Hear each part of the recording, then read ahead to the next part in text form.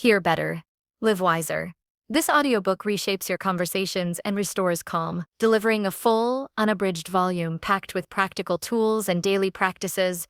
It unfolds across 10 focused chapters that teach listening, silence, tone, body language, patience, restraint, and deep understanding. Hosted by Jessica on Premium Audiobooks, this episode equips you to transform relationships, lead with presence, and speak with impact. Subscribe for more complete audiobooks and concise habits that build character and clarity. Hit subscribe now to never miss new releases and grow with every listen. Join a community of mindful listeners and build lasting communication skills. Let's begin. Number 1. Pause before replying. Master mindful listening. Pause before replying. Master mindful listening. This simple instruction stands between a life pushed by reaction and a life led by clarity. When words are poured out without pause, meaning often pours away with them. Speaking first is the easy path. Listening first is the courageous one. The pause is not an absence. It is a presence. It is a small discipline that gathers your attention, calms your nervous system, and opens space for understanding, practiced consistently. It becomes the hinge on which wiser conversations swing. Begin here. Every time someone finishes a sentence, breathe. A deliberate inhale and exhale lasting the length of a short phrase resets the body's urge to respond. Physiology matters. Quick breathing, raised shoulders, and a racing pulse push toward immediate retort. Slow the breath and the mind follows. The pause should be long enough to collect facts and feelings, short enough to keep the exchange alive. Count 3 in your mind. 1. Notice the words. 2. Feel the tone. 3. Choose whether speech will add value. This small ritual turns automatic reaction into mindful response. Mindful listening has 3 layers: attention to words, attention to emotion, and attention to context. Attention to words is literal, what was said. Attention to emotion is quiet detective work, how the words were carried. Attention to context is the wider frame, why this is being said now. Each layer asks for different senses. Words require the ear, emotion needs the chest, and the face. Watch for the catch in breath, the tremor in the voice, the narrowing of the eyes. Context asks the memory, past conversations, recent stressors, the unspoken needs that live between lines. Practice shifting focus through these layers during conversations, like adjusting a radio dial to bring the signal clear. Actionable steps. Make this shift easy. First, adopt the threefold listen habit. When someone speaks, repeat one key fact silently in your head. 2. Name a likely feeling that might be present. And 3. Scan memory for context that fits. This takes a single heartbeat longer than ordinary listening, but it transforms comprehension. Second, use the mirror and arrange response technique. After the pause, mirror back a short phrase. Not to parrot, but to test accuracy. Say quietly in your inner voice the content you heard. Then when you speak, offer a compact reflection. You're saying X or it sounds like Y. Follow with a simple question that arranges the conversation toward clarity. Do I have that right? Or would you like me to? That invites correction and shows respect. Silence is not empty. It is fertile. There is a temptation to fill a pause with cleverness, reassurance, or a shield, anything that makes the speaker less exposed. Resist that temptation. Allow the other person to sit with their words for a moment. Often the truth deepens in the quiet between sentences. A surrendered silence produces fuller revelations. Hurried interruption produces thin, defensive replies. Visualize silence as a listening instrument, like cupping a hand to the ear to catch a faint sound. When silence is wielded intentionally, it becomes part of the language. Practical rehearsal matters. The discipline of pausing before replying is a skill, and skills are built through repeated practice. Try this short exercise daily. During a 10-minute conversation, count each time the instinct to interrupt arises. Keep a small note. How many interruptions did you avoid? Which ones would have been better avoided? After the conversation, write a single line describing the difference the pause made.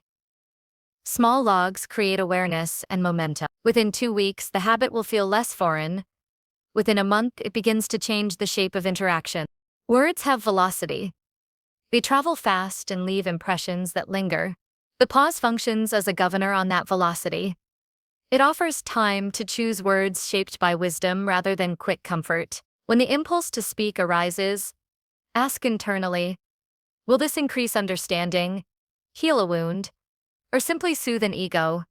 If it is ego-led, the pause will expose that. If it serves understanding, it will feel calm, precise, and slightly vulnerable. Train this internal filter as if it were a muscle. Test it in low-stakes moments first. Then bring it to heated conversations where its value is most visible. Attention to tone is crucial.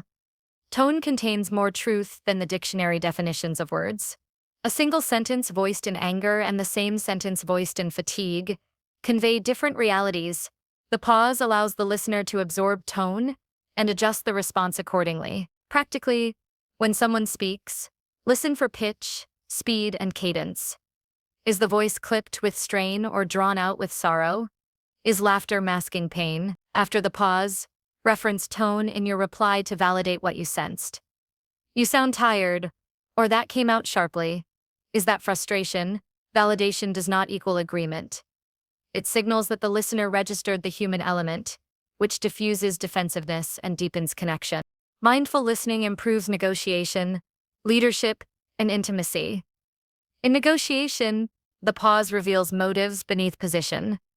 People often state demands. The reasons behind them are discovered by listening to what is not said. A timed silence after a proposal prompts the other party to fill the vacuum, often with concessions or clarifying details. Leaders who pause before replying create a culture where thoughtfulness is modeled. Team members notice that contributions are weighed, not dismissed. In relationships, the pause honors the other person's inner life. It shows that speech is not a race, but a shared space. Concrete rituals help anchor the practice. Create a physical cue to remind you to pause. A finger tap on the table when listening, a small bracelet worn on the non-dominant wrist, or a screensaver that reads "breathe." Each time the cue is noticed, perform the 3-count breath. Build environmental supports. In meetings, propose a rule that no one speaks immediately after another person finishes. A 2-second pause for clarity. In family dinners, institute a rule where each person has a moment to finish without interruption. Binding social agreements reduce slip-ups and normalize the discipline. Emotional courage is required. The pause can feel risky. People fear awkwardness, being perceived as slow, or losing influence. Stoic wisdom helps here. Focus on what can be controlled, attention, response style, tone, and accept that judgments of others are outside direct control. Pause because the quality of understanding and the steadiness of character matter more than immediate approval. The short discomfort of silence is a small price for sustained clarity and trust. Language choice after the pause matters more than the pause itself. Use open questions that invite detail rather than shut it down. Replace "why did you do that?" with "what led you to that choice?" Replace "you shouldn't feel that way" with "what do you feel right now?" This subtle shift reduces defensiveness and opens the field for authentic exchange. When correction is necessary, use factual, calm language. Describe observable actions, name the impact, and propose a way forward. For example, when the deadline shifted, the team scrambled. That caused stress. How can the next shift be smoother? This style preserves dignity and focuses on solutions. Self-knowledge amplifies listening. Recognize personal triggers that shorten your pause. Certain words, a raised voice, a specific person. Map those triggers privately. When triggered, tell yourself a short phrase to recenter, pause, understand. This anchors the habit in moments of heat. Meditation or daily reflection also strengthens the pause muscle. Even 5 minutes each morning spent noticing breath and thoughts improves later. Conversational presence. Stories illustrate practice. Picture a difficult conversation where a loved one expresses disappointment. The reflex might be to explain, to justify, to salvage immediate standing. Instead, breathe for 3 counts. Name the feeling you sensed, perhaps disappointment and loneliness, and say, "I hear disappointment. Tell me more." The other person feels held, tensions drop, and the explanation can come later. informed by accurate understanding rather than volatile self-defense. In a workplace example, a colleague criticizes a proposal. The pause prevents a defensive retort and allows the listener to paraphrase the critique, revealing that the criticism was aimed at specifics rather than the person. Productive revisions follow. The pause is also a tool for inner economy. Speaking less frees energy for deeper thought. Words cost. They require mental currency. When used sparingly and intentionally, speech becomes valuable. Notice how people are drawn to those who speak less but say more. The weight of meaningful words is greater after restraint. This is not about silence for show. It is about conserving voice for impact. Finally, integrate the pause into a daily routine of improvement. Set modest goals. On Mondays, practice 3-count breathing in all conversations. On Wednesdays, mirror and arrange responses. On Fridays, journal one moment where the pause changed an outcome. Reflection sharpens learning. Over months, the pause becomes second nature, not a forced technique. Pause before replying. Master mindful listening. This is not a tactic to manipulate conversation. It is a character practice that builds patience, empathy, and clarity. It aligns speech with purpose and preserves the dignity of conversation. The discipline of pausing cultivates inner quiet, and inner quiet produces outer wisdom. In a busy world loud with opinion, the capacity to listen well is a rare strength. Choose that strength. Breathe. Hear more than words. Respond with thought. A simple pause will teach immeasurable lessons about others and about the self. Number 2. Silence builds trust. Noise destroys meaning. Silence builds trust. Noise destroys meaning. The measure of connection is not found in how much is said, but in the quality of what remains unspoken. True understanding grows in the quiet space between words, where intention becomes clearer and hearts feel safer. Silence, when used with awareness, becomes a language of its own, one that speaks directly to the essence of human presence. It conveys confidence without arrogance, patience without weakness, and respect without the need for display. In a world addicted to constant commentary, choosing silence is an act of strength. It communicates that you are grounded, thoughtful, and attentive, someone who values clarity more than the sound of your own voice. Trust is not built through persuasion or promises. It grows through the sense that another person can sit with you in quiet, without discomfort, without rushing to fill the space. When someone feels no pressure to perform or defend, their guard lowers. They begin to reveal truth. Silence becomes the invisible container where honesty feels safe to emerge. Most people listen to reply, not to understand, and their eagerness to speak often makes others feel unseen. The person who can remain calm in silence sends a powerful message. I am here, I am not judging, I am ready to understand. That is how trust begins. Not in speeches, but in the absence of them. Noise is not just sound, it is the unnecessary motion of the mind. It appears as chatter, defensiveness, or the endless need to fill pauses with explanations. Noise often stems from insecurity, the fear that silence might reveal something we'd rather hide. Yet it is this very noise that dissolves meaning.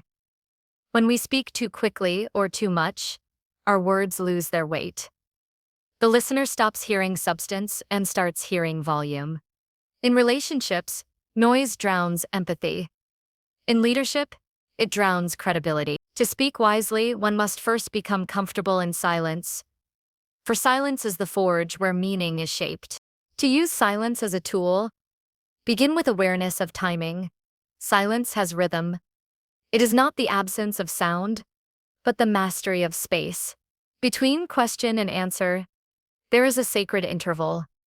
Hold that interval. Do not rush to fill it with reassurance or interpretation. Allow others to think, to breathe, to reflect.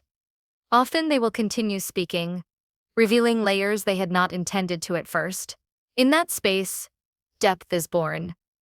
When you interrupt the silence prematurely, you cut off discovery. Practice counting a single slow breath after someone finishes speaking. It feels long at first, but it signals attentiveness. In that moment, you honor their voice by not rushing to replace it with yours. Silence also demonstrates restraint, and restraint signals self-mastery. The person who cannot stop talking has not yet gained control over their impulses. But the person who can remain still, who can wait before reacting, who can measure their words carefully, carries quiet authority. This kind of presence is magnetic. People are drawn to those who do not demand attention but command it through calm. Great leaders, mentors, and thinkers share this trait. Their pauses are deliberate, their silences full of meaning. When they speak, their words resonate because they were not wasted. Their restraint gives weight to their expression. Every word feels chosen, every sentence purposeful. To cultivate this discipline, start observing your own patterns of noise. Notice when you speak to avoid discomfort. Notice when you talk over someone because silence feels awkward. Notice when you fill air with commentary to seem knowledgeable or in control. Each of these habits erodes trust, because they show the other person that your focus is not on understanding, but on managing your image. Instead, embrace silence as an ally. Before responding, ask yourself, am I speaking to connect or to control? When the motive is control, silence is wiser. When the motive is connection, words will flow naturally at the right time. In relationships, silence signals emotional safety. Imagine a conversation where someone shares something deeply personal, grief, fear, or shame. If you rush to respond, even with comfort, you might interrupt their release. True compassion listens beyond the words. It sits quietly beside another person's pain and allows it to exist. In that shared quiet, something profound happens. They realize they are not alone. Your silence becomes their shelter. It tells them you can handle their truth without judgment. This is trust at its purest form, born not from advice but from presence. In moments of conflict, silence becomes a shield. Arguments escalate because both parties fight to be heard, not to understand. The one who can stay silent while emotions flare holds the advantage. Silence in conflict is not surrender. It is composure. It allows emotions to burn out before logic returns. It prevents words from being spoken that cannot be unsaid. When you remain quiet under provocation, you demonstrate strength, not weakness. You show that your peace cannot be easily stolen. Over time, others learn that your silence carries more weight than their shouting, and that realization transforms the dynamic. They begin to measure their tone around you, to choose their words more carefully. This is how silence commands respect. In professional settings, silence communicates confidence. During meetings, when everyone rushes to contribute, the one who listens thoughtfully often becomes the voice people remember. A well-placed pause before speaking makes others lean in, expecting something worthwhile. Silence is the punctuation that gives speech its power. Without it, communication becomes noise. With it, words gain gravity. Consider how the most effective speakers use pacing. They know that silence draws attention. A pause after a statement allows the audience to absorb its meaning. It creates suspense, clarity, and reflection. Speaking without silence is like music without rhythm, just sound without feeling. Yet silence is not always comfortable, and that is precisely its value. It forces introspection. When conversations grow quiet, people must confront what lies beneath: insecurity, discomfort, truth. Many avoid this confrontation by talking endlessly, drowning out what silence might reveal. But when you become comfortable with quiet, you stop fearing your thoughts. You start hearing what they're trying to teach you. The more you embrace silence, the more your inner world settles. Clarity replaces confusion. Calm replaces urgency. You begin to understand yourself, which makes you better at understanding others. Trust begins internally. When you trust your own stillness, others begin to trust it too. Silence can also repair what words have damaged. When a relationship feels strained, forcing conversation often deepens the divide. But a quiet act of presence, sitting nearby, offering no demands, can reopen connection. The other person senses that you are no longer fighting for dominance. You are simply there. Over time, silence becomes a signal of peace. It resets the emotional rhythm between people. In that quiet, forgiveness begins to grow. No explanation required, no grand speech, just the silent acceptance that not everything needs to be fixed, through dialogue. To integrate silence into daily life, create intentional pauses. Start your mornings without immediate noise. No phone, no chatter, just stillness for a few minutes. Observe how your mind settles. In conversations, practice waiting half a second longer than feels natural before replying. In meetings, listen without planning your response. In arguments, choose quiet when the urge to defend appears. Each act of restraint strengthens discipline. Gradually, silence becomes less of an effort and more of a state of grace. The essence of trust lies in feeling understood without effort. When others sense that your quiet comes from attention, not indifference, they relax into authenticity. They no longer need to prove or perform. The noise of defense fades, replaced by mutual respect. Silence teaches that truth does not require volume, and meaning does not depend on constant explanation. It reminds us that what is real does not need to be shouted. It simply needs to be felt. Noise is easy. Silence requires mastery. Anyone can speak. Few can hold a pause long enough to listen beyond words. But those who do discover a rare kind of influence, not the influence that demands, but the influence that invites, they draw trust naturally, without force.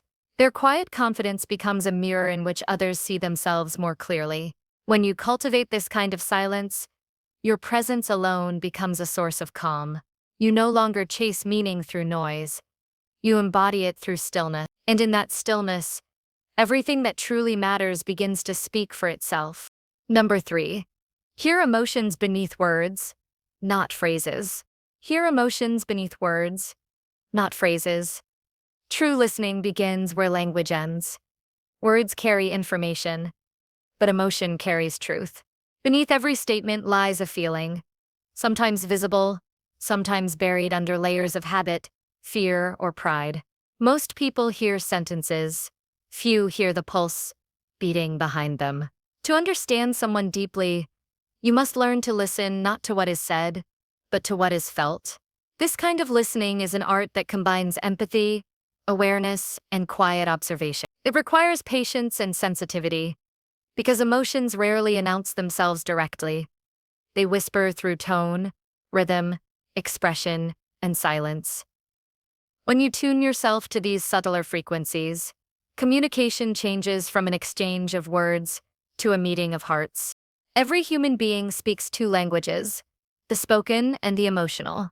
The spoken language follows grammar and structure. The emotional language follows energy and intention. When a person says, "I'm fine," the words might declare calm, but the tone might betray fatigue or disappointment. When someone insists, "I don't care," their voice may tremble with hurt they cannot name. The ability to hear these hidden truths is what builds genuine understanding. It is the difference between superficial contact and meaningful connection. When you hear emotion rather than phrases, you no longer respond to what a person says, you respond to what they mean. That is where empathy is born. To develop this sensitivity, you must first quiet your own mental noise. A distracted mind cannot read emotion. When you listen only to reply or judge, you block the signals coming from the other person. Before every conversation, center yourself. Breathe once deeply and remind yourself that your role is to observe, not to fix. Let your attention move away from the words and toward the person.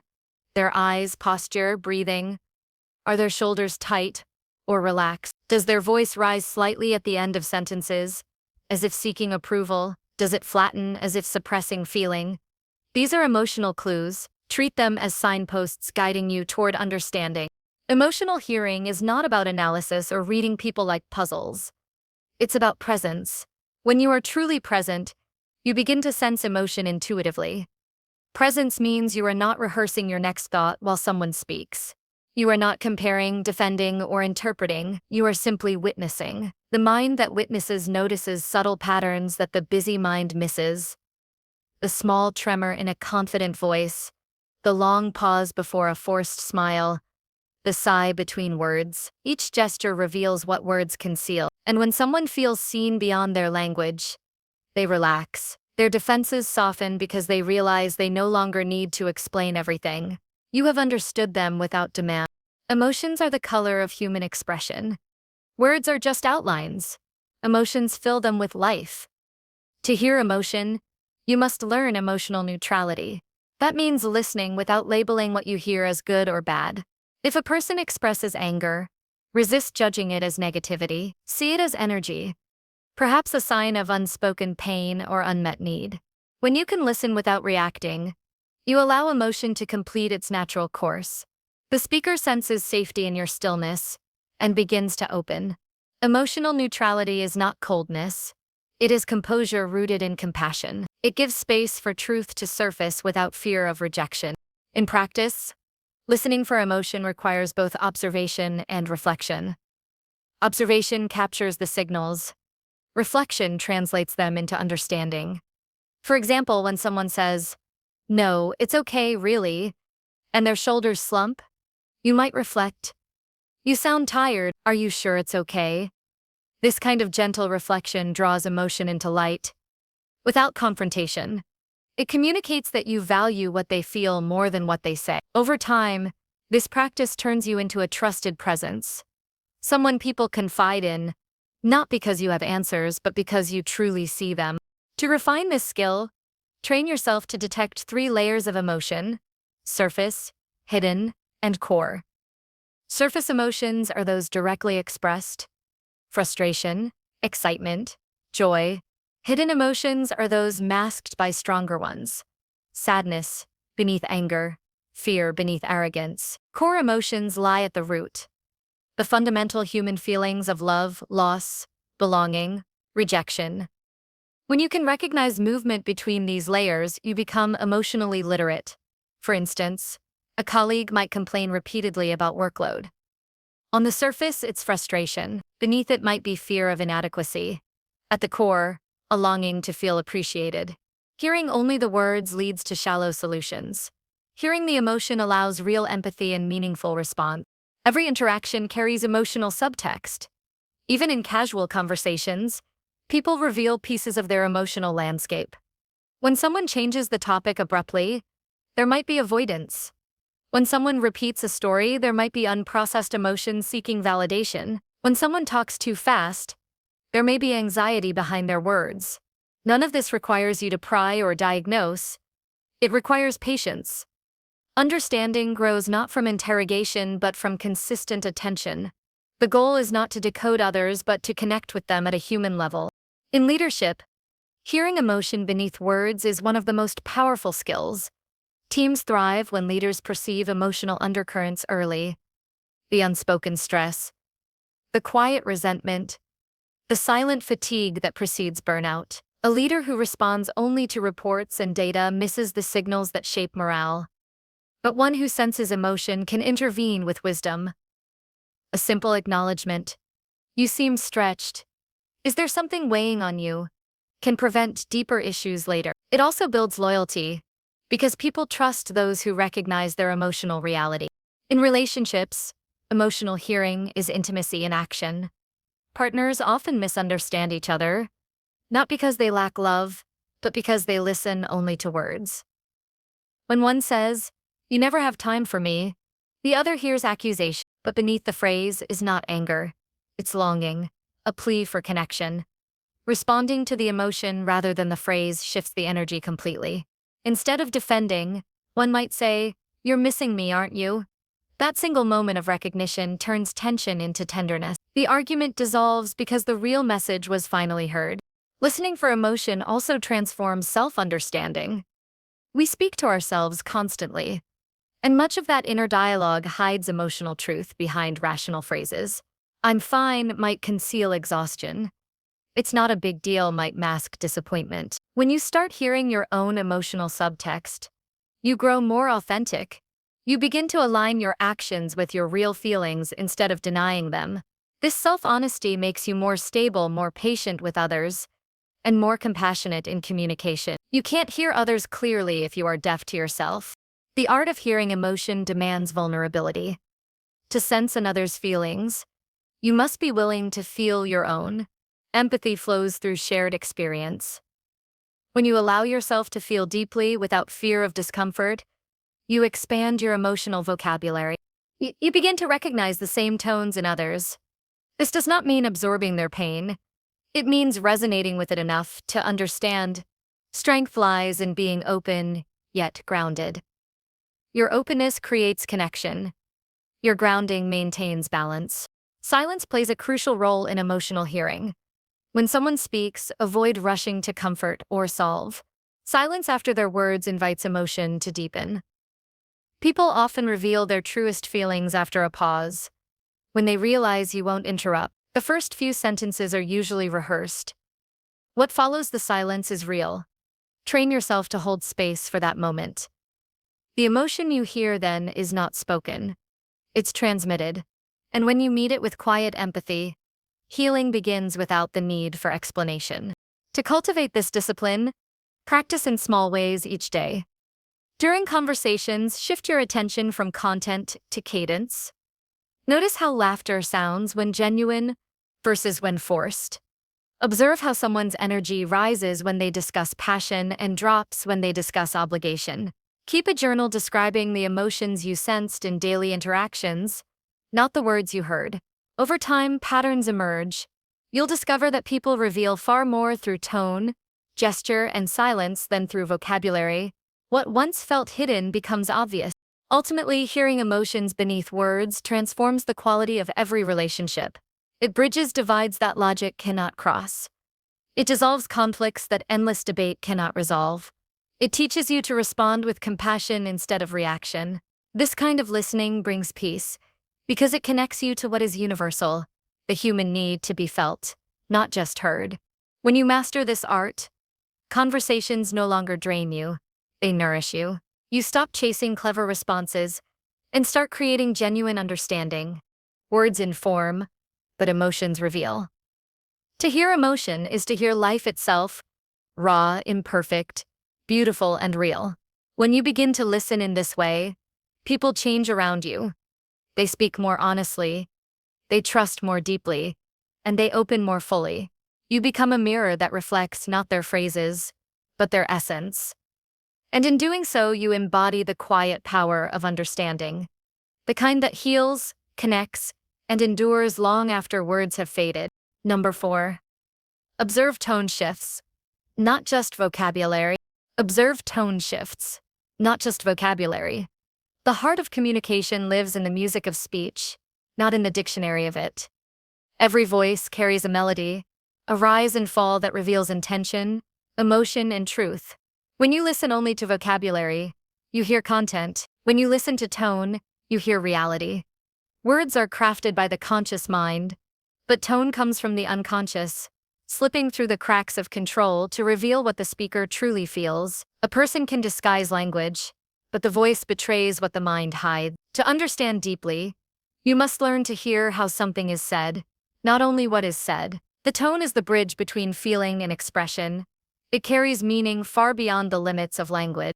Tone shifts are subtle cues that mark transitions in thought, mood, or authenticity. They may be as soft as a sigh between sentences or as sharp as a sudden pitch change. Every shift tells a story. When someone begins speaking quickly after a moment of hesitation, they may be hiding discomfort. When their tone flattens midway through an enthusiastic explanation, their energy may have met disappointment.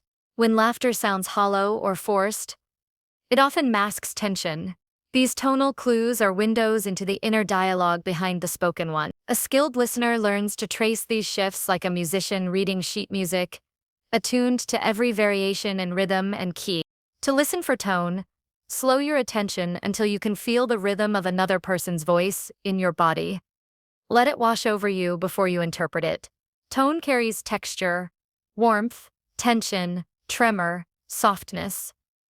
Listen not only with your ears but with your intuition. A voice filled with warmth feels expansive, inviting you to relax. A cold tone contracts space, making the air between you denser. These sensations communicate more than explanation ever could. You begin to sense when the conversation moves from confidence to uncertainty, from curiosity to defense, from peace to irritation. When your awareness grows, this sharp misunderstandings shrink dramatically, because you no longer rely solely on words to gauge meaning. Tone is often the first sign of emotional truth. People can speak the right words and still communicate dishonesty, resentment, or indifference through tone. You might hear someone say, "I understand," yet feel tension in their voice that says otherwise. The contradiction between vocabulary and tone is the signal that something deeper needs attention. It's not your role to expose it, but to acknowledge it inwardly. When you register this kind of mismatch, respond with gentleness instead of confrontation. Instead of saying, "You sound upset," try, "I sense this might be difficult. Would you like to share more?" The difference is subtle but powerful. It invites honesty without judgment. The ability to observe tone shifts begins with cultivating inner stillness. If your mind races ahead, you'll miss the delicate nuances that reveal truth. People often talk past each other because they listen through filters, assumptions, impatience, or inner dialogue. A quiet mind acts like still water, reflecting sound clearly. The quieter you are inside, the more acutely you detect tonal fluctuations. Every conversation becomes richer, layered with unspoken emotion and rhythm. You begin to recognize when someone is forcing confidence, when they're suppressing vulnerability, or when joy naturally radiates through their speech. The mind that listens calmly sees through performance into authenticity. Tone can also shift within a single sentence. The first half may sound bright, the second half dull, signaling hesitation or conflict. A practiced listener notices these transitions instantly. When someone says, "It's really fine, I promise," and the final words dip into lower tone, you know it's not fine. This awareness allows you to respond with empathy instead of naivety. Understanding tone is like learning to read emotional fingerprints, each one unique, each revealing more than the words printed over it. In everyday life, people often misinterpret tone because they're focused on content. They analyze statements logically, but miss the emotional frequency behind them. When someone says, "We should talk later," it could mean anticipation, anxiety, or irritation, depending entirely on tone. Without tonal awareness, the listener guesses wrong and responds inappropriately. With it, they align naturally with the other's emotional state. This is the foundation of true connection, matching energy before responding in language. When tone and response are synchronized, communication flows smoothly, trust deepens, and misunderstandings dissolve before they can form. Observing tone also helps in recognizing when conversations are drifting toward conflict. Tension often enters through small tonal cues before words turn sharp. A voice that grows faster, louder, or tighter is signaling distress long before an argument erupts. By noticing these early warnings, you can slow the exchange, soften your tone, or offer space for calm reflection. This is how tone awareness turns into emotional intelligence, by allowing you to navigate rising energy before it becomes destructive. A calm tone is contagious. When you maintain steadiness, others unconsciously begin to mirror it. This is how leadership and influence work, not by dominance, but by resonance. Tone perception requires humility, because you must accept that words alone don't carry full truth. You must listen beyond certainty into subtlety. Many people equate listening with waiting for their turn to speak, but true listening means observing, feeling, and discerning the invisible signals that accompany words.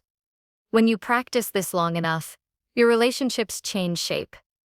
People sense that you understand them in ways they cannot explain. They feel seen even when they cannot articulate their emotions. You become the rare kind of listener who doesn't just hear language but understands energy. That ability creates an atmosphere of safety and authenticity wherever you go. Tone is also a mirror of self. The way you speak reveals your own emotional state to others. If your tone carries agitation, others feel it before they comprehend your message. If your tone holds calm conviction, even disagreement lands gently. Self-awareness of tone is as vital as observing others. Practice listening to your own voice when you speak. Notice when it tightens, rises, or softens. Each variation is a clue about what you're feeling beneath the surface. By adjusting your tone consciously, you can guide the emotional temperature of interactions. A calm tone disarms tension. A compassionate tone invites openness. A confident tone fosters respect. Mastery begins with yourself. In moments of high emotion, Tone speaks louder than vocabulary. During conflict, what people remember is not your words, but the feeling your voice carried. A gentle tone can transform resistance into cooperation. A harsh one can erase hours of progress in seconds. The human nervous system responds instinctively to tone. It determines whether the brain perceives safety or threat. This biological truth explains why tone matters more than correctness. You could say everything right and still be misunderstood if your tone vibrates with anxiety or contempt. But even clumsy words spoken with sincerity and calm often succeed in building connection. People remember how they felt in your presence, not how precisely you phrased things. Tone awareness is equally important in written communication, though it manifests differently. When speaking, tone is heard. In writing, it is felt through pacing, punctuation, and rhythm. A single exclamation mark can turn warmth into pressure. Overuse of formal language can drain emotional sincerity. Reading messages aloud before sending helps align your written tone with your intent. Consistency between your inner state and your external tone builds trust. Inconsistency breeds confusion and doubt. The more aligned they are, the more clearly people sense your integrity. Developing sensitivity to tone is like training your ear to detect harmony and dissonance. Musicians spend years learning to hear the subtle shifts that define quality of sound. You can do the same with human voices. Begin with observation. Listen to conversations around you, not their content, but their tone. Notice when someone's voice rises slightly as they approach a sensitive topic, or when it softens during moments of vulnerability. Observe how people change tone when speaking to authority versus friends, or when switching languages. Every shift reveals a story about identity, comfort, and emotional alignment. The power of tone lies in its honesty. It cannot lie for long. Even when words are rehearsed, tone eventually cracks and truth slips through. The experienced listener waits for that moment, the subtle fracture in rhythm, the quiet tremor that reveals authenticity. It's not about catching deceit. It's about perceiving humanity. Everyone hides, sometimes without realizing it. When your ear grows attuned to tone, you can meet people where they are, rather than where they pretend to be.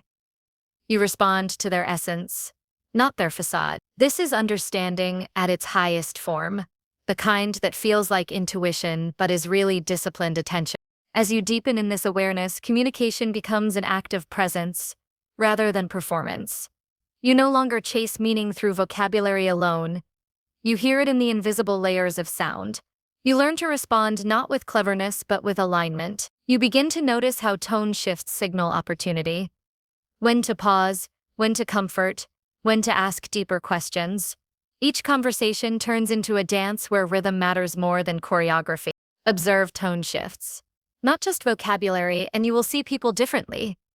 You will catch the quiet fatigue, hidden in cheerful words, the spark of hope beneath resignation, the truth wrapped in laughter. You will move through conversations not as a participant racing to speak, but as a listener tuned to the unseen symphony beneath every sentence. That is where real understanding lives, in the vibration, not the vocabulary, in the tone that reveals the heart before the mind has time to hide it. Number 5. Ask less, notice body language more. Ask less, notice body language more. Every human being speaks with their entire body long before their mouth ever opens. The body is an honest storyteller. It reveals truth in ways words cannot control. You can learn more from a single gesture, a shift in posture, or a flicker of the eyes, than from a dozen carefully chosen sentences. Asking questions has its place, but over-questioning often pulls people away from authenticity. Observation, on the other hand, allows truth to appear naturally. When you learn to notice the body, its rhythm, its pauses, its tension and release, you begin to hear the unspoken conversation happening beneath the surface. Real understanding lives there, in the space beyond inquiry, and beneath performance.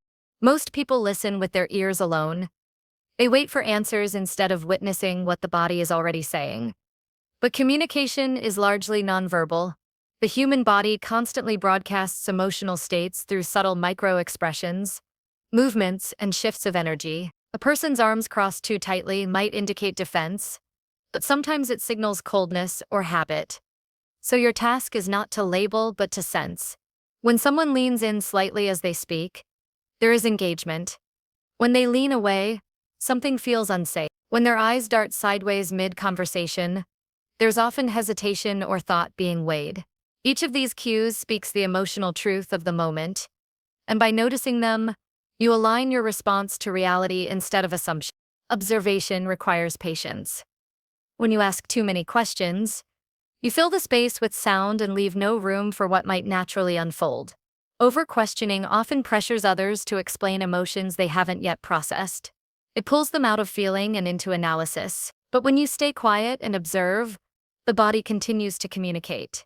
Silence gives it permission to express what words might conceal. The way someone exhales, fidgets, or avoids eye contact carries stories older than any current conversation. To notice these things, you must slow your perception. Look softly without trying to read or decode. Simply witness. Presence sharpens awareness. Effort blurs it. Body language operates through patterns of contrast. It's not about single gestures, but about shifts in behavior. A change from open to guarded, relaxed to tense, animated to withdrawn. For example, a colleague who normally sits upright but suddenly slouches when a topic arises may be signaling discomfort. A friend who smiles often but looks away quickly when discussing a specific memory might be masking sadness. These patterns are emotional fingerprints. Once you start noticing them, you realize how much of what people feel never reaches their words. The art is not to expose these truths, but to honor them quietly, letting your understanding shape your empathy. When you notice without judgment, people feel seen in a way that words can't achieve. They sense your attention, not as interrogation, but as respect. You create a silent field of understanding where they can relax and reveal themselves more naturally. Most people are not used to being observed with kindness. They are used to being questioned, corrected, or hurried. Observation communicates patience. It says, "I have time for your truth." This is what builds trust. Asking too soon might shut someone down, but gentle noticing opens them up. To train your eyes and awareness, begin by studying people in ordinary settings. On a bus, at a cafe, during a meeting. Notice how they occupy space. Some people shrink inward, protecting themselves. Others expand outward, filling the environment with their presence. Notice how emotions ripple through posture. Joy expands the chest. Anxiety compresses it. Confidence makes the spine tall. Doubt bends it forward.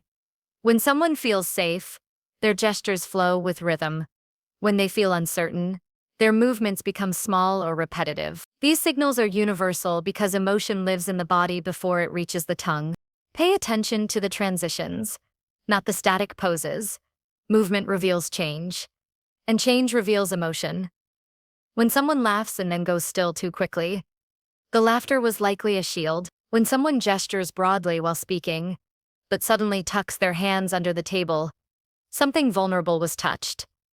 When a conversation feels light but their foot taps rapidly, tension is hiding beneath calm words. You don't need to interpret every motion like a scientist.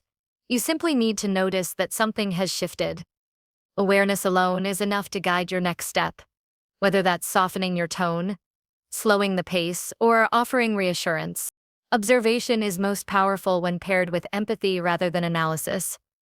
It's easy to turn body language into a guessing game, to think that every crossed arm or averted gaze means something specific. But meaning changes with context, personality, and culture. The deeper wisdom lies not in decoding but in attuning. You feel the overall energy of a person's presence rather than dissecting individual gestures. You sense whether their body says open or closed, safe or guarded. This kind of awareness grows from intuition, not technique. It emerges when you listen with your entire being. Eyes, heart, breath. There's also an inner body language to notice, your own. The way you sit, stand, or breathe shapes how others feel around you. If your posture is rigid, you may unconsciously signal judgment or impatience. If your gestures are too animated, you might overwhelm someone who's already nervous. By softening your body, relaxing your shoulders, and maintaining calm, steady eye contact, you create safety. People respond to that safety instinctively.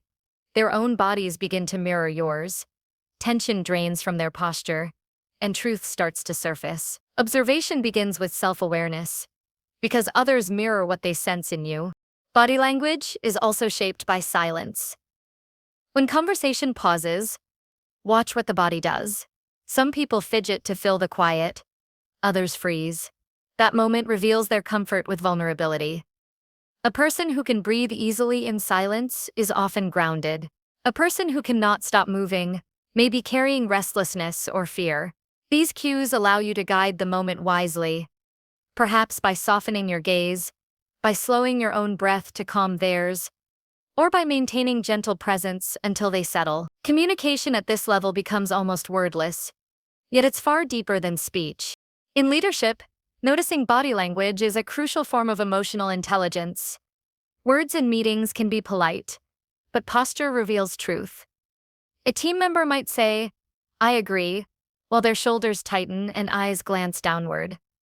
That tells you more than any verbal commitment. A wise leader responds not by calling it out, but by adjusting the atmosphere, by inviting honest input, by pausing, by showing that disagreement is safe. Over time, the team learns that you see what others miss, and they begin to trust your perception.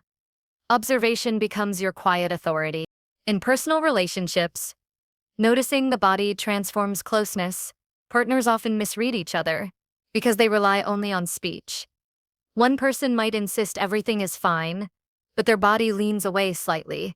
Their hands rest protectively in their lap. The other might miss the signal and continue the conversation on the surface.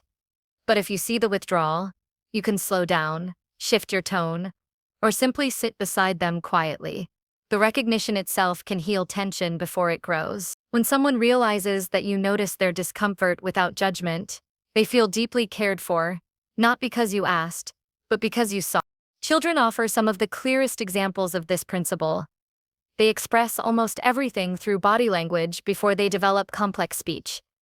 A child's slumped shoulders, downcast eyes, or restless hands communicate more than any explanation. Adults are no different.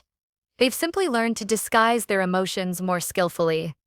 Yet the body always tells the truth. Learning to notice these signals is like learning to see the emotional weather of others. Subtle changes in atmosphere that predict storms or sunshine long before words appear. Observation also teaches compassion. When you start noticing how much effort people make to hold themselves together, the forced smiles, the nervous hands, the tired eyes, judgment fades. You begin to see everyone as carrying unseen weight. This awareness softens your approach. You interrupt less, comfort more, and treat each person with gentleness. Compassion grows naturally when observation replaces assumption. To practice this skill daily, enter every interaction as a quiet observer. First and a speaker second. Keep your attention grounded in the present moment. Notice your surroundings, the tone of the room, the posture of the people in it. Resist the urge to rush into questions. Questions can sometimes feel like spotlights. Observation feels like sunlight, warm, steady, and inviting. The more you practice, the more intuitive your understanding becomes. You'll begin to perceive tension before it's voiced, fatigue before it's confessed, joy before it's declared. When you ask less and notice more, your presence becomes healing. People open around you because they sense you see beyond performance. You no longer need to pry for information. You simply allow truth to reveal itself. The eyes, the hands, the breath, they speak continuously. If you have the patience to listen, words can mislead. Bodies rarely do. When you master this art, every encounter becomes a lesson in humanity. You move through life as both listener and witness, grounded, attentive, and deeply connected to the quiet language that never lies. Number 6. Train patience. Understanding blooms in quiet. Patience is not simply the act of waiting. It is the discipline of remaining calm and centered while time unfolds on its own terms. Most people confuse patience with passivity, but true patience is active awareness, a steady strength that refuses to rush toward answers or force clarity before it is ready to arrive. Understanding, whether of oneself or others, does not emerge from urgency. It blooms in the quiet space where the mind stops grasping and begins to see. In a world that glorifies speed and reaction, patience becomes a rare kind of wisdom, a way of living that allows life to reveal itself naturally, without distortion from anxiety or haste. Training patience begins with learning how to stay still in the presence of uncertainty. When something doesn't go as planned, the mind instinctively searches for control. It wants to solve, explain, fix, or escape. But the moment you surrender to stillness, something shifts inside you. Instead of fighting what is, you start to observe it. You notice your breath, your heartbeat, the sensations in your chest, all reminders that time continues without your interference. That awareness is the first lesson of patience. Understanding that life's rhythm cannot be forced, only followed. The mind that can rest without reaction gains the ability to perceive what others overlook. Patience is a teacher that moves slowly but changes everything it touches. It teaches humility because it reveals how little control we truly have. It teaches strength because it shows that calm endurance is far more powerful than impulsive action. It teaches empathy because it reminds us that growth takes time, for ourselves and for others. Each moment of restraint, every time you choose not to interrupt, not to rush a response, not to demand an immediate outcome, you strengthen your capacity to understand. Quiet observation allows truth to emerge at its own pace. People often mistake impatience for passion or determination. They think that acting quickly means progress, but it often means agitation. When you move too fast, you see only the surface of things, you interpret without insight, and react without reflection. Patience, by contrast, allows for depth. When you give a situation space, details that were once hidden begin to appear. A conversation you thought was simple might reveal deeper emotions if you pause before responding. A problem that seemed urgent might dissolve on its own when you stop feeding it with anxious energy. In this way, patience doesn't delay understanding. It deepens it. The art of training patience is rooted in self-mastery. It starts with small daily moments, waiting in line, sitting in traffic, enduring silence in conversation. These moments are not obstacles, they are practice. Every irritation is a test of composure, a chance to exercise inner stillness. Instead of seeing waiting as wasted time, see it as space to strengthen your mind. The person who can wait without frustration carries power that cannot be taken away. In a world ruled by instant gratification, the ability to stay calm when others rush is a quiet form of excellence. Understanding blooms in quiet, because silence sharpens perception. When there is no noise, you start hearing what has always been there. The subtle movements of thought, the emotions hiding beneath reactions, the needs that words cannot express. This quiet is not emptiness. It is awareness. In that space, your attention widens. You begin to perceive nuances in people's tone, their energy, their intentions.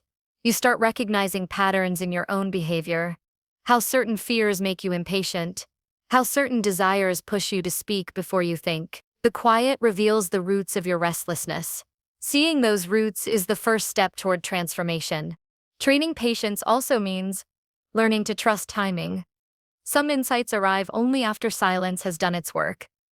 Some relationships heal only after space has been honored. Some goals ripen only after seasons of waiting. Impatience tries to dig up seeds to check their growth. Patience waters them and waits for the bloom. Trusting timing requires faith that not everything is visible yet, that the unseen process beneath the surface is equally important. The most meaningful changes often occur where eyes cannot see. The mind that can rest in that truth lives in harmony with life's natural flow instead of fighting it. In conversations, patience allows others to unfold at their own speed. When you resist the urge to finish someone's sentence or correct their wording, you invite them to express what they truly mean. The pause you offer communicates respect. It says that you value not just their words, but their process of finding them. That kind of patience builds emotional safety. It transforms dialogue into understanding, because people reveal themselves only when they feel unhurried. Every patient silence is a signal that you are listening not just to what they say, but to who they are. Patience is also essential for self-understanding. The journey of personal growth is rarely linear. It is marked by progress, regression, and rediscovery. Many give up on themselves because they expect change to be immediate, but growth unfolds in cycles: tension followed by release, confusion followed by clarity. Impatience interrupts that rhythm, pushing for results before readiness. When you learn to wait with awareness, you begin to sense your own process more clearly. You understand that discomfort is not failure. It is the friction that precedes transformation. The person who can endure confusion without collapsing into frustration eventually reaches a deeper kind of wisdom, the understanding that every stage of waiting carries purpose. Patience also refines relationships with conflict. When emotions rise, the urge to react feels irresistible, yet most regrets come from words spoken in haste. The patient mind doesn't rush to defend itself or prove a point. It listens, absorbs, and allows heat to cool before speaking. That pause changes everything. Instead of escalating tension, you bring steadiness to it.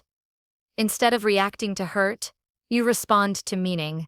Through patience, even conflict becomes an opportunity for understanding, rather than division. The quiet between arguments often holds the truth that shouting hides. There's a spiritual dimension to patience that connects deeply with wisdom traditions across the world. Whether in Stoic philosophy, Eastern meditation, or simple mindfulness, the lesson is the same. Hurry blinds, stillness reveal. When you slow your pace, you begin to sense how life moves with its own intelligence.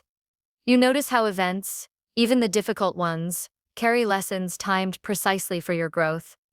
Patience becomes an act of surrender, not to fate, but to understanding that control is not the same as influence. The patient person still acts, but their action arises from clarity rather than compulsion. Practicing patience in daily life means observing your triggers without judgment. Notice the moments that make you restless, the delay in response, the unanswered message, the slow progress toward a goal. Each irritation exposes an area where your mind resists stillness. Instead of fighting that restlessness, breathe into it.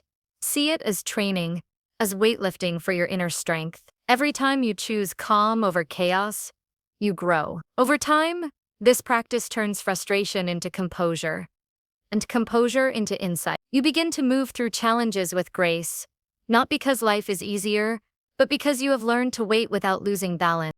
In quiet, understanding blooms naturally, because the noise of judgment fades. You stop projecting what you want to see, and start perceiving what is truly there. This shift transforms how you listen, how you love, and how you lead. You begin to recognize that wisdom doesn't always speak loudly. Sometimes it arrives as a subtle intuition, a gentle knowing, a moment of clarity that arises only when the mind is still enough to receive it. Patience creates the space where that kind of understanding can exist. The reward for training patience is freedom. Freedom from the tyranny of urgency, from the anxiety of not knowing, from the fear of delay. When you no longer demand immediate results, you live in deeper alignment with reality. You become attentive to process rather than obsessed with outcome. Life stops feeling like a race and starts feeling like a dialogue, a steady exchange between effort and surrender, noise and quiet, doing and being. Understanding does not come to those who chase it. It visits those who wait with awareness. In time, patience becomes more than a skill. It becomes your nature. You stop rushing conversations, stop forcing decisions, stop measuring your worth by speed. You begin to live with rhythm instead of resistance. Understanding, compassion, and peace take root in that rhythm. The quiet that once felt empty becomes full of insight, full of connection, full of presence. And in that fullness, you realize that patience was never about waiting for something to happen. It was about awakening to what is already here, in the calm center of every moment, where understanding silently blooms. Number 7. Resist reacting. Respond with earned insight. Resisting the urge to react is one of the highest forms of self-discipline. Most people believe their reactions are natural, immediate, and unavoidable. But the truth is that every reaction is a choice, even if it happens faster than awareness can catch it. The difference between reaction and response is the difference between impulse and wisdom. A reaction comes from habit. A response comes from reflection. To respond with earned insight means that you have allowed your emotions to settle, your thoughts to clear, and your understanding to mature before you take action. It is the art of pausing, not out of weakness, but out of strength. The strength to wait for clarity before you move. When someone provokes you, your body reacts first. The heartbeat quickens, the muscles tighten, and the mind begins preparing for defense. This biological surge is ancient. It evolved to protect survival. But modern life rarely requires physical defense. Most of our conflicts are emotional or psychological, yet we treat them with the same urgency as danger. The problem is that the mind, when flooded with emotion, becomes a poor interpreter of reality. It exaggerates, distorts, and invents meaning. Reacting in this state leads to regret. Responding requires awareness, the ability to notice that rush of emotion without obeying it. This awareness is a discipline that must be earned through daily practice, through many moments of restraint that teach the body patience and the mind stillness. Every reaction you resist becomes a step toward mastery. When someone criticizes you, and you feel the spark of defensiveness rise, there is a brief instant, a fraction of silence, where you can choose. That instant is your power. Most people never find it because they are swept away by emotion before awareness can intervene. But if you can extend that instant, if you can breathe into it, you open a space where reason and empathy can enter. The greatest leaders, thinkers, and teachers throughout history have all understood this. Control of one's reaction is control of one's destiny. It is not the world that determines your peace. It is your interpretation of it. Responding with earned insight requires understanding that insight is not spontaneous. It grows from reflection, observation, and humility. Before speaking, you must listen not only to others but to yourself. What is the true source of your emotion? Is it anger? Or is it fear? Is it pride? Or is it pain? Reactions hide these roots beneath speed, but responses uncover them through stillness. By investigating your emotions before expressing them, you prevent your mind from projecting confusion onto others. The space between stimulus and response is where understanding is born. The longer you can hold that space, the wiser your actions become. In relationships, reacting too quickly often turns misunderstanding into conflict. One careless word spoken in defense can close the heart of another for years. To resist reacting is to honor connection more than ego. It means you value the relationship more than the momentary satisfaction of being right. Insightful responses come from seeing beyond the surface of a situation, recognizing that people's behavior often reflects their pain, not their intent. When someone lashes out, it may not be an attack on you, but a projection of their own struggle. Responding with insight allows you to meet emotion with understanding instead of escalation. You learn that peace is not found in silence alone, but in the wisdom that silence nurtures. There's a deep discipline in waiting until you can respond without resentment. Many believe silence during anger means suppression, but true restraint is not repression, it's alignment. It means you are giving yourself time to align your thoughts with your values before speaking. You are ensuring that what leaves your mouth reflects your integrity, not your impulse. This form of maturity is rare in a world addicted to immediacy. People are rewarded for speed, for quick comebacks, for sharp opinions. But wisdom never rushes. It measures the energy behind every word, asking, does this contribute to peace or destruction? Only when you answer that question with honesty should you speak. Reactions are the language of the ego. They shout, defend, blame, and demand. Responses are the language of the soul. They listen, clarify, and connect. The journey from reaction to response is the journey from unconsciousness to awareness. It demands that you slow the cycle of thought long enough to observe it. One of the most powerful techniques is conscious breathing. When you feel emotion rising, anchor your attention in your breath. The body follows the breath, and the mind follows the body. Slowing the breath slows the entire emotional storm. Within that calmness, insight begins to whisper, soft but unmistakable. It tells you what truly matters, what needs to be said, and what can be left unsaid. Responding with earned insight also means understanding timing. Not every truth must be spoken immediately. And not every silence must be permanent. Sometimes the wisest response is delay, allowing circumstances to reveal their own clarity. Other times, the right response is gentle honesty, offered without bitterness. Insight teaches you when to act, not just how. When you learn to sense the rhythm of timing, your responses carry precision. They arrive exactly when they can create understanding, not confusion. Resisting reaction is also a form of protecting your energy. Every reaction drains focus and emotion. It scatters your strength. When you learn to remain composed under provocation, you keep your energy concentrated. That energy can then be directed toward creative solutions, deeper listening, or simply maintaining your inner peace. A calm mind sees more because it isn't clouded by the urgency of defense. You begin to notice patterns, how certain words trigger you, how specific people awaken irritation. Each realization is an opportunity to refine your awareness and liberate yourself from reactivity. The goal is not to suppress emotion, but to guide it wisely. True insight is earned through experience, through every mistake where you once reacted and paid the price. Each moment of regret after an impulsive reaction is a teacher. It shows you where your patience failed, where pride overpowered understanding. The next time similar emotion arises, remember that lesson. That is how insight becomes earned, not through theory but through living. You gradually learn to anticipate your emotional patterns, to recognize the early tremors before the earthquake. With each instance of control, the storm within weakens its hold.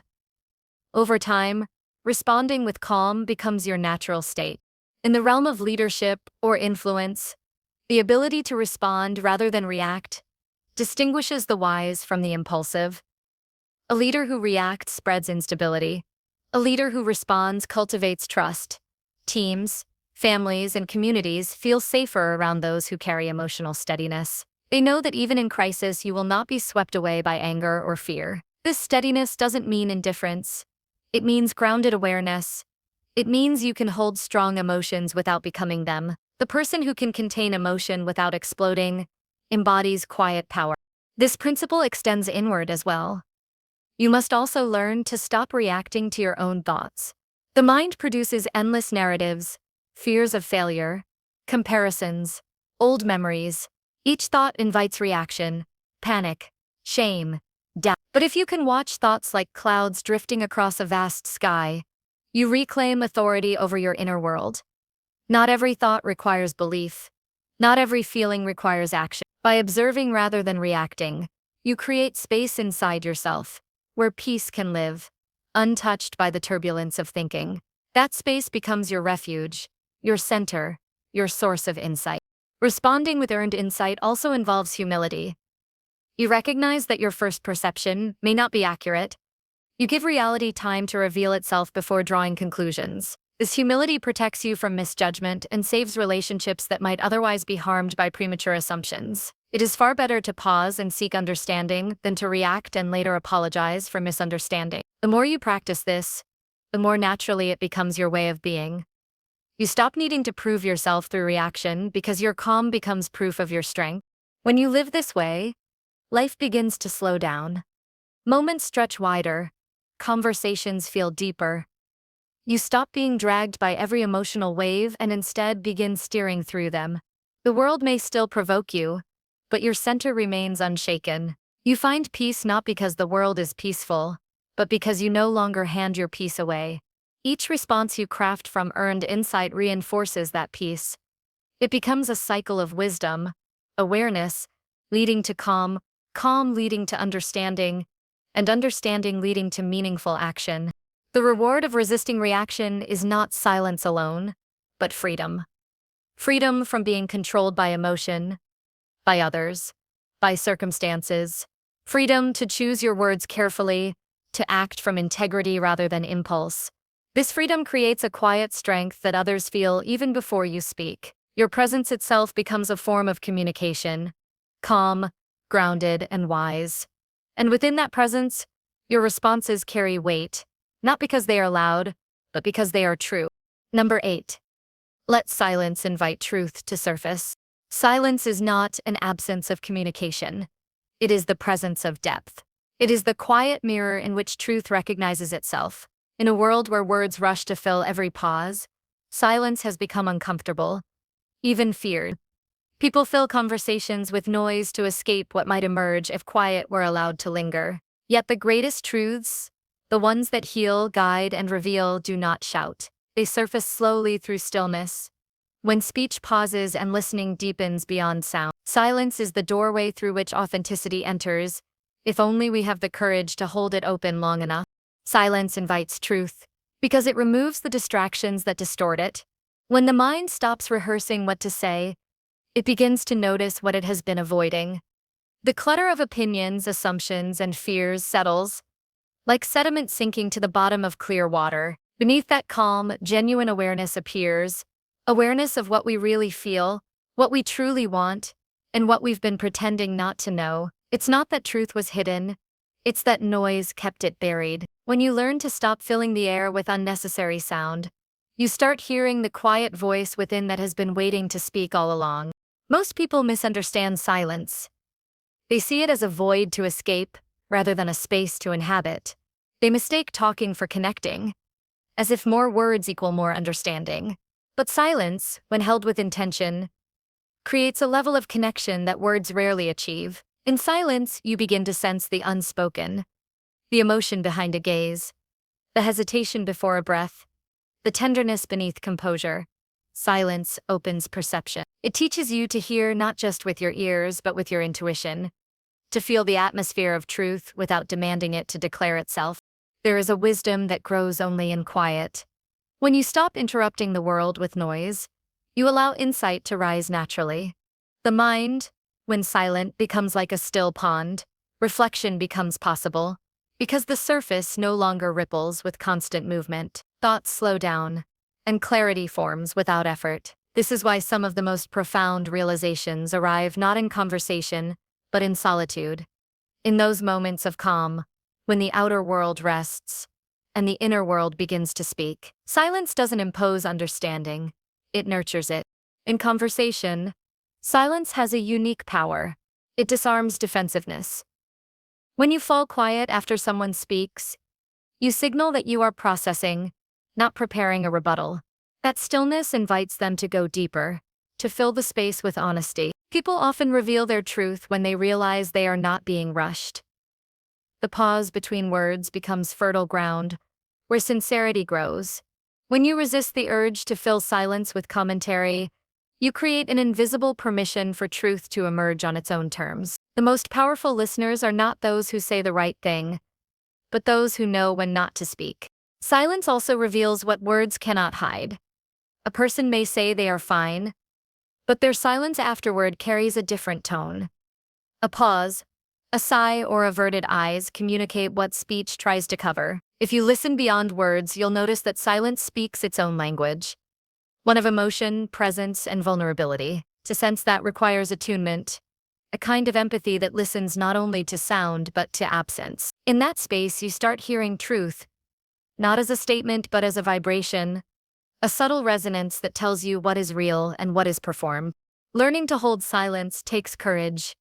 Many fear it because silence exposes what noise conceals. In quiet, your insecurities, doubts, and unresolved emotions rise to the surface. You confront not only the truth of others, but your own. This is why so many people talk to avoid listening, both outwardly and inwardly. But the very discomfort silence creates is the threshold of growth. To sit in silence, without running from it, is to allow yourself to be transformed by honesty. Truth does not need to be forced out of hiding. It simply needs the noise to fade. In relationships, silence can become a sacred bridge. When two people can share quiet without tension, it signals deep trust. They no longer need words to prove connection. Presence itself becomes enough. Such silence holds warmth, not emptiness. It communicates, "I am here with you," without demanding performance. In contrast, relationships built only on talking often hide avoidance beneath constant dialogue. Genuine connection thrives when both people can rest in silence, without anxiety, knowing that truth is not threatened by quiet. It is in those moments, when nothing needs to be said, that authenticity breathes freely. Silence is also essential for discernment. Not every emotion deserves expression, and not every thought deserves voice. In the pause before speaking, you can examine the intention behind your words. Are you about to contribute truth, or just add noise? Are your words born of clarity or reaction? Silence gives you space to make that distinction. It filters impulse from wisdom.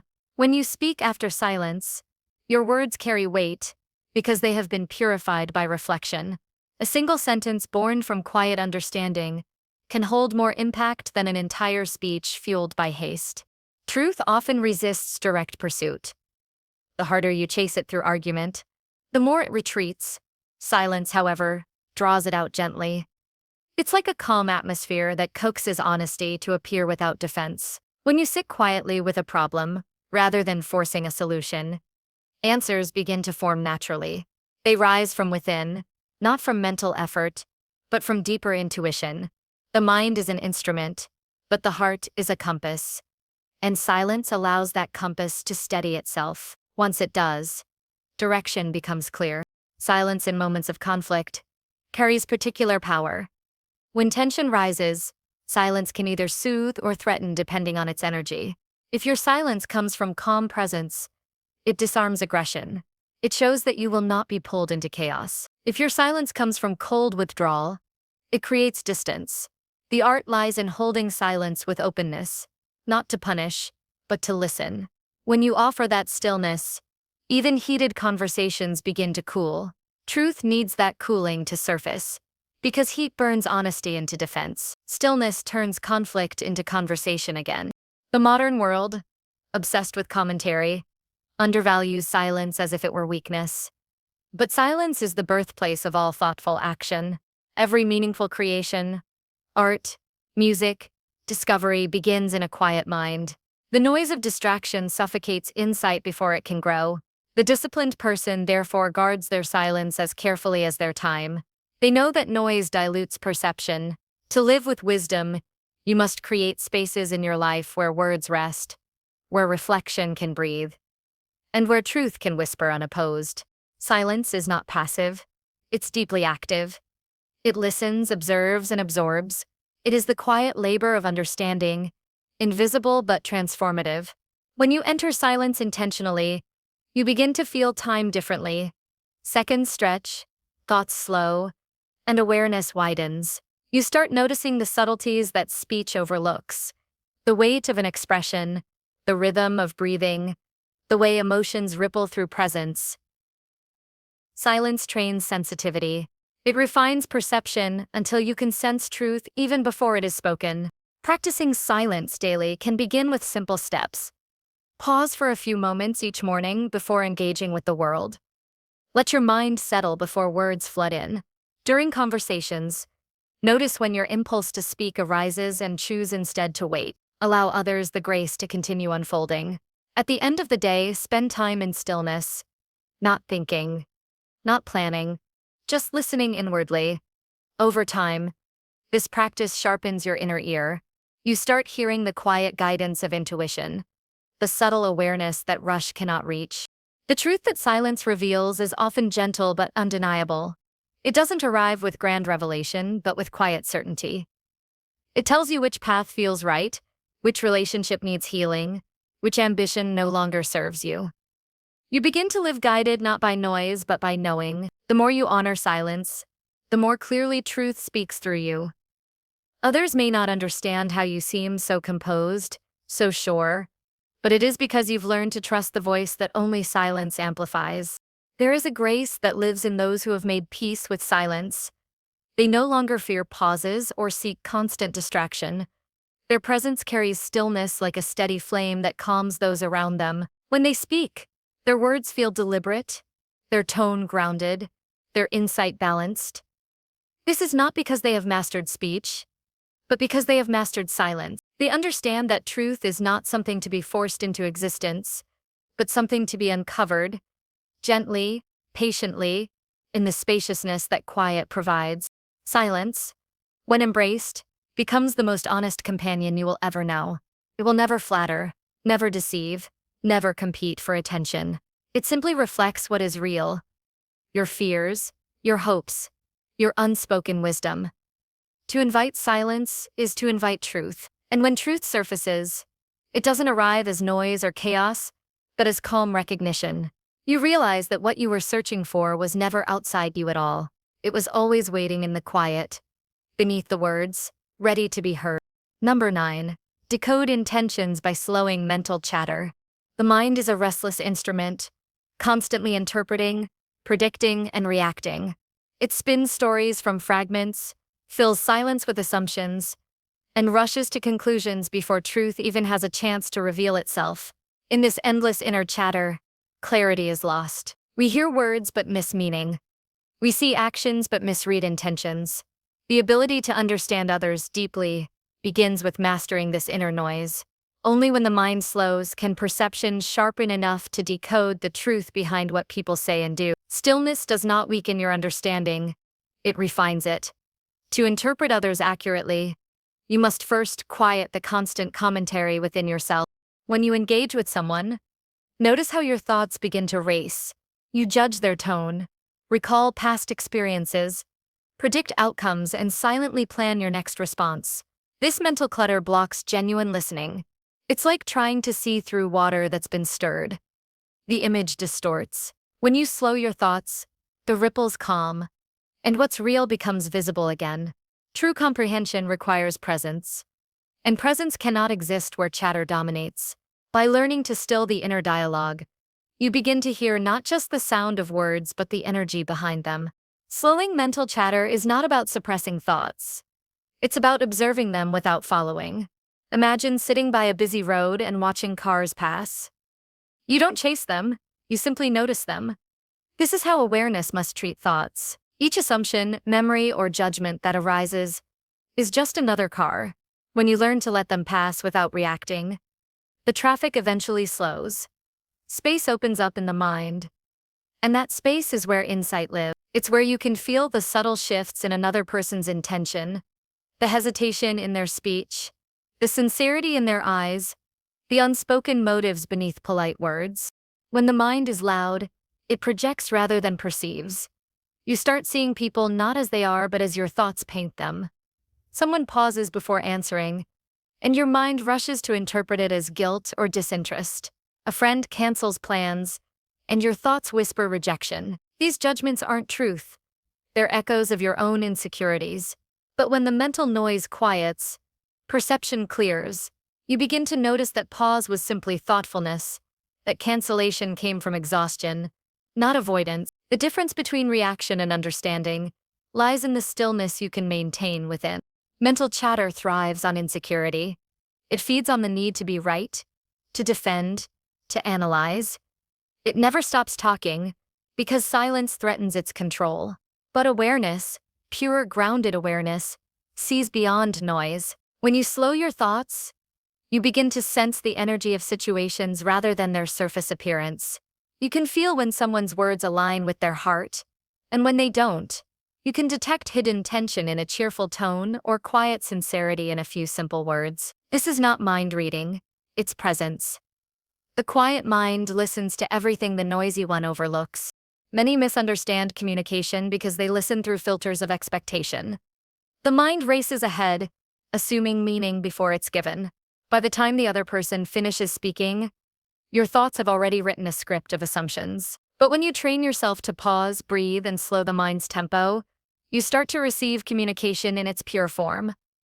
You catch nuances, slight shifts in phrasing, pauses that signal discomfort, inflections that hint at vulnerability. Slowing down internally allows you to sync with the rhythm of the other person, tuning in not only to what they say, but to why they say it. Decoding intentions requires emotional neutrality, something the chattering mind resists. It thrives on reaction, approval or disapproval, attraction or aversion. To truly understand, you must observe without needing to categorize. Silence within creates that neutrality. It's the same skill a seasoned mediator or therapist develops. The ability to listen deeply without judgment, to let the truth emerge without interference. When your mental noise is quiet, intuition steps forward. You begin to perceive undercurrents, motives, fears, sincerity, not through analysis but through awareness itself. This inner silence transforms how you relate to others. You stop reacting to their words and begin responding to their essence. Instead of arguing with what is said, you listen for what is meant. You learn to sense when someone's anger hides pain or when defensiveness conceals fear. These insights are not intellectual. They are emotional readings made possible only by inner quiet. When you slow your mental chatter, you allow empathy to lead. Empathy doesn't speak in words. It feels truth in the spaces between them. Training the mind to slow is both a practice and a discipline. Begin by noticing when your thoughts race during conversations. Instead of following them, anchor yourself to something steady, the rhythm of your breath, the sound of the other person's voice, the feeling of stillness in your body. Each time your mind tries to wander, gently return it. Over time, the mind learns that it doesn't need to fill every silence with thought. As the noise fades, awareness expands. You begin to experience interactions as they are, not as your mental commentary defines them. Clarity born from stillness brings another gift: patience. When you slow your thoughts, you stop rushing for conclusions. You allow people to reveal themselves naturally. You realize that truth often unfolds gradually, through consistency of behavior rather than grand declarations. The quiet mind observes patterns without judgment. It notices whether actions align with words. It sees through manipulation because it's not distracted by emotional chaos. The loud mind reacts, the quiet one perceives. And perception is power, not over others, but over misunderstanding. In the stillness of a calm mind, communication transforms from a game of reactions into an exchange of presence. You no longer listen merely to reply, you listen to understand. When someone speaks, you are not planning your next point, but absorbing theirs. You begin to sense the emotional rhythm behind their words, moments of honesty, flashes of defensiveness, shades of hope or disappointment. The slower your internal tempo, the deeper your comprehension. You move beyond interpreting sentences to feeling intention. Even in difficult conversations, a quiet mind remains centered. When accused or misunderstood, mental chatter urges you to defend instantly. But when you pause and breathe, you discover you don't need to fight every misunderstanding. Often the truth reveals itself without resistance. By staying silent a little longer, you give others the space to reflect on what they've said. Your composure unsettles falsehood and strengthens integrity. This discipline, the ability to respond from awareness rather than reaction, is what separates emotional maturity from impulsive communication. Slowing the mind also sharpens intuition, the quiet intelligence beneath logic. Intuition speaks softly, so you can only hear it when the noise dims. It's that subtle knowing that tells you when someone's kindness is genuine or when their charm masks hidden motives. It doesn't argue or explain. It simply feels right or wrong. The more you cultivate mental stillness, the more reliable this guidance becomes. Intuition is not mystical. It's the mind's natural clarity unobstructed by constant thinking. In this clarity, understanding others becomes effortless. You no longer struggle to decode intentions because your perception operates at a deeper level. You can sense alignment or contradiction instantly, not through suspicion but through resonance. When someone's words harmonize with their presence, you feel ease. When they don't, dissonance emerges. You don't need to analyze, your calm awareness simply recognizes. This is the gift of a slowed mind, the ability to see truth without strain, to feel integrity without proof. Modern life constantly accelerates thought. The endless stream of information, notifications, and opinions keeps the mind spinning. It's no wonder we misread each other so often. There's no stillness left to process what we perceive. To truly decode intentions, you must reclaim slowness as a form of wisdom. It's in that unhurried awareness that authenticity becomes visible again. Slowing down mentally is not withdrawal from life. It's returning to it more fully. It allows you to engage with clarity, to listen with honesty, and to perceive with depth. When you train your mind to be quiet, understanding becomes less about effort and more about attunement. You no longer strain to interpret. You simply receive. The world starts to reveal itself in layers you once overlooked: gestures, tones, pauses, energies. Every conversation becomes an exchange of meaning beyond language. The more silent your inner world, the more eloquent the outer one becomes. This practice is not about detachment, but about awareness. It's not about being indifferent to what people say, it's about being deeply present while not enslaved by thought. The goal is not to silence the mind permanently, but to loosen its grip, allowing understanding to emerge naturally. The quieter your thoughts, the more you see things as they are, not as you fear or hope them to be. Eventually, slowing mental chatter becomes a way of living, not just listening. You begin to approach life itself with attentiveness. You notice subtleties in nature, in faces, in moments that once rushed past unseen. You experience reality with a clarity that noise had blurred. In that clarity, truth ceases to be something you search for. It becomes something you perceive effortlessly. To decode intentions is to see with the eyes of stillness. It's to listen beneath sound, to feel beyond words, to perceive without the distortion of thought. When the chatter quiets, life speaks clearly. People reveal themselves naturally. Understanding deepens, not through analysis but through awareness. And in that awareness, you discover that truth was never hidden.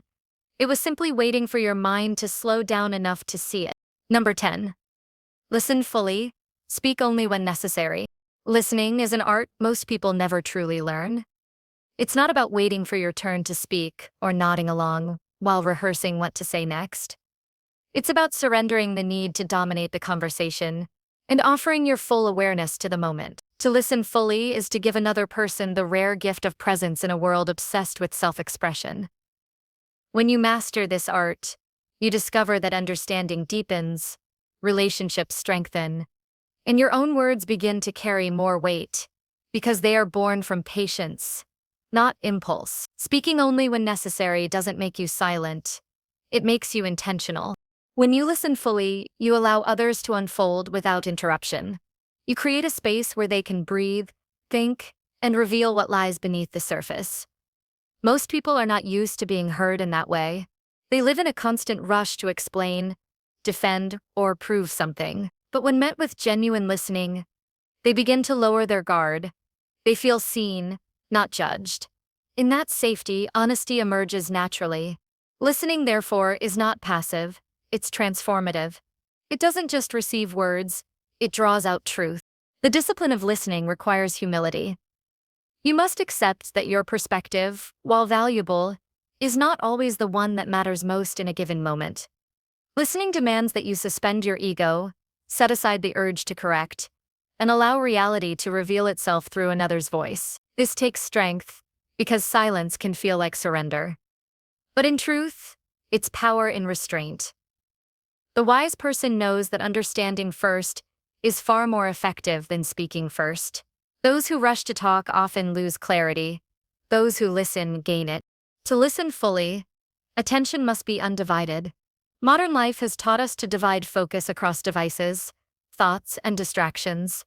True listening cannot survive in such fragmentation. When you listen, you must offer your whole self: eyes, ears, body language, and presence. You must hear not only the words being said but the emotions that accompany them, the pauses that carry meaning, the tone that reveals the unspoken. People don't just communicate through sentences, they communicate through rhythm, energy, and silence. When you tune into all of that, understanding becomes profound. There's a sacred stillness in moments of full listening. It's when you drop every inner dialogue, stop rehearsing replies, and enter the other person's world completely.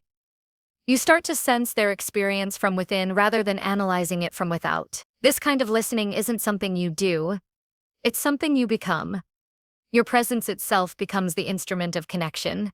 You absorb, you observe, and through that quiet receptivity, you come to see what words alone could never express. Listening fully transforms conversations into moments of truth.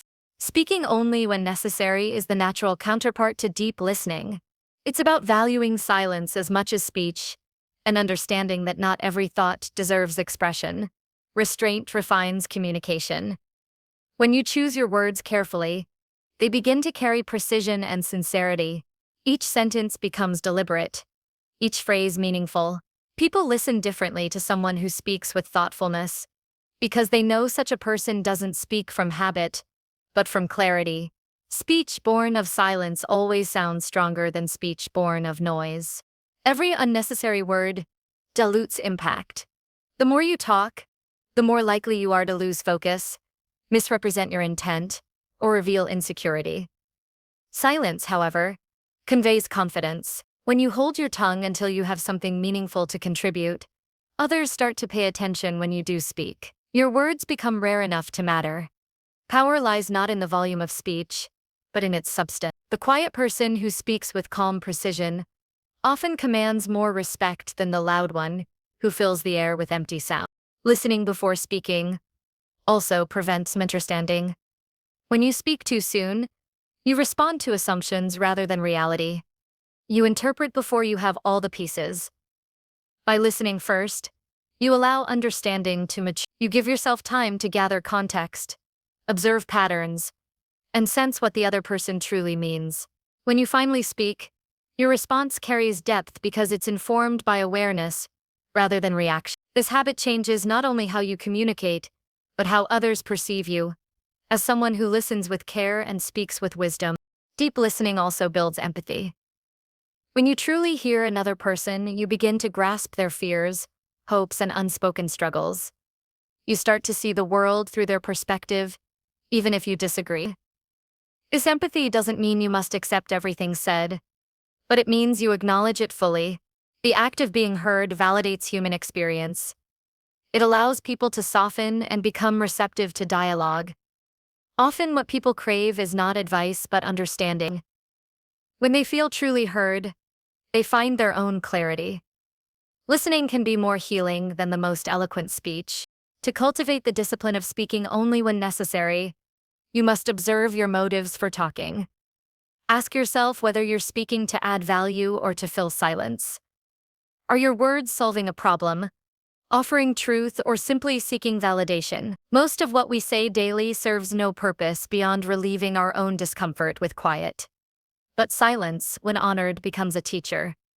It allows thoughts to mature before expression. When you learn to sit with silence without rushing to break it, your communication evolves from impulsive to intentional. There's a certain dignity in speaking sparingly. You don't waste energy convincing, you convey certainty through calm expression. You don't compete for attention, you earn it through composure. This quiet strength often unsettles those who rely on constant chatter for validation, but restraint communicates confidence. It shows that you are in control of yourself, and that you trust silence to carry meaning as effectively as words. In every interaction, the one who speaks least often sees most. Listening fully also teaches discernment. When you spend more time hearing than speaking, you start to notice patterns. How people reveal themselves through inconsistencies.